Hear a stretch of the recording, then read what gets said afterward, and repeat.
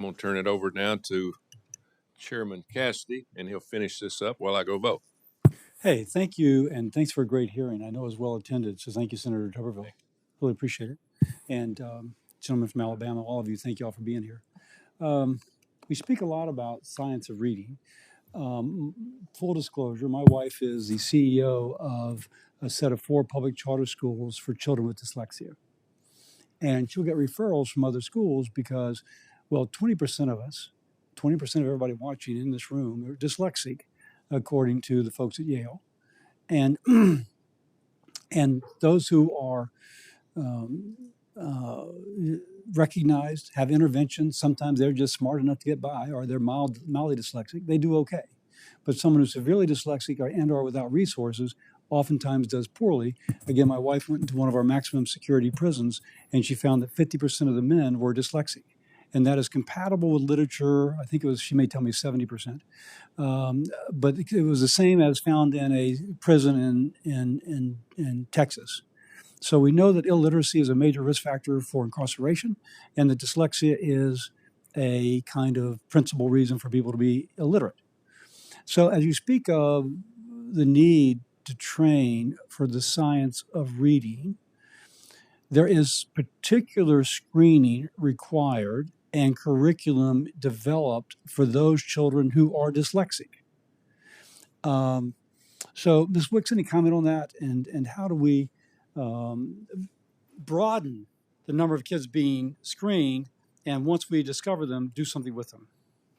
Senator, thank you for that question. And it's such an important issue. And I'm glad you referenced that stat about folks who are imprisoned. It's truly one of the best ways to disenfranchise people is to ensure they can't read. I mean, it's so much is foreclosed to you if you're not able to read, to make yourself understood, understand others. There is one of the recommendations that we make for state policy is to identify, we call it screen and intervene. So the right evidence-based screeners that you get early can flag the children that may have reading issues like dyslexia or others, because then you know very quickly which tools to use to help them get back on track. We have so much now that we know. Your wife, I'm sure, knows this very, very well. So many tools that are available if we're screening correctly and using the right. We have a sense of how many school districts or how many states around the nation have mandatory screening for reading issues in pre-K, K, or 1? I could get back to your staff on that. I know we've got about 40 states who have some science of reading law of various forms and various. But that's different from screening to see if somebody's at risk. Because really, whatever we have on the whiteboard doesn't matter unless you're detecting the children. I think we'd all agree, what is the old axiom? You learn to read by grade 3, and after that you read to learn. Most kids are only determined to have a problem reading by grade 3. Yes, sir. So we've lost that opportunity. Absolutely. Mr. Barrera, I'm very impressed with the stats coming out of San Diego that you lead. Do y'all universally screen for dyslexia or other reading disorders, and if so, at what age? Yes. In fact, California has a universal screening policy now that requires all. At what grade? To do universal screening. I think it's TKK, so it starts at the youngest grades. I think it goes to 2nd grade. And we've got an established group of universal screening providers that also do formative assessment and analysis around evidence-based literacy practices. And then within the school system, do y'all have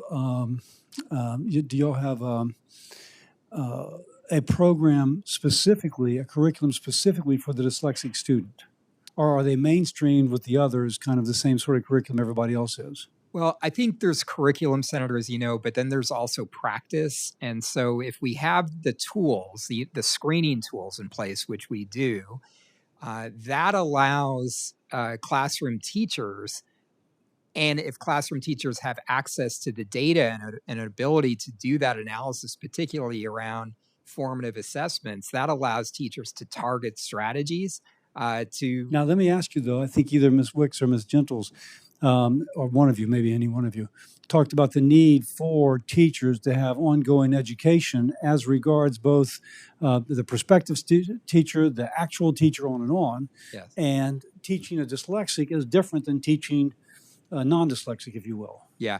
Again, what we would point to as the most important professional development strategy for teachers.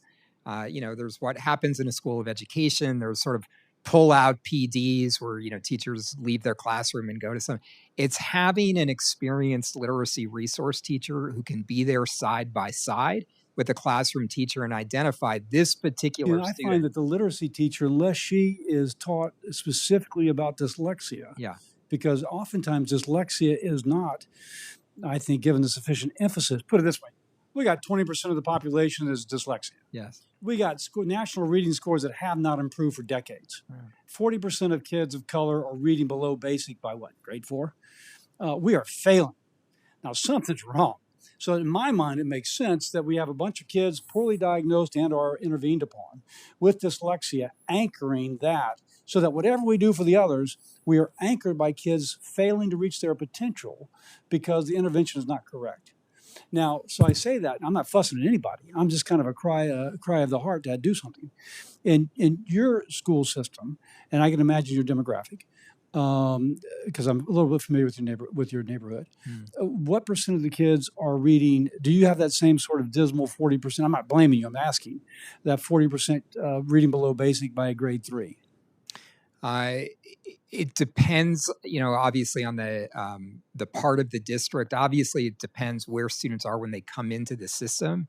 So if we have students that are already 3 years behind by the time they enter kindergarten or TK, then it takes longer to catch those students up.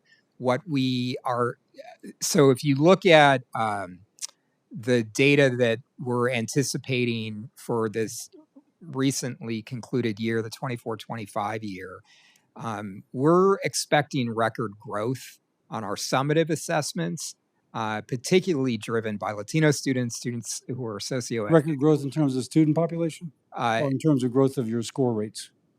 No, sorry, growth of literacy achievement scores for those particular students. And I also want to just put something out there because I came in late and I have incredible respect for Senator Kane, worked very well with him. But I think I heard him wondering whether or not charter schools cherry pick or others cherry pick. My wife is the CEO of public charter schools for children with dyslexia. She gets referrals from private parochial and public schools for children who cannot read. You're concentrating people, and when you give them a word-intensive test, you're actually focusing upon their weakness, not upon their strength. And so there can be a converse thing, and I'm sure you'd agree, Mr. Barnett, that you can actually, if you do, as my wife does, specifically reach out to a group which is more academically challenged. Everybody else is referring because they don't want these kids pulling down their median score. So they refer to my wife, and they do a great job. Their scores rise, but you've got something which is concentrated upon addressing a weakness, and that weakness is particularly for a test such as schools are graded by. I'm making a pitch here, and as chair of the committee, you can imagine I'm going to try and do something about it, that a better way to evaluate children would be against themselves year over year, as opposed to a mean of a school against every other school. And that's kind of the mirror image of what Mr. Barnett, the criticism charters get. Oh, you're cherry picking, so your scores are better. No, you can have a score which concentrates those who have the greatest need. You're cherry picking, but you're cherry picking for a sense of mission, not in order to gain your score. So, but I'm a big believer in charters, and I thank you for them. I thank you all for being here. Thank you all for caring about education. Thank you all for traveling to DC. With that, do I have a...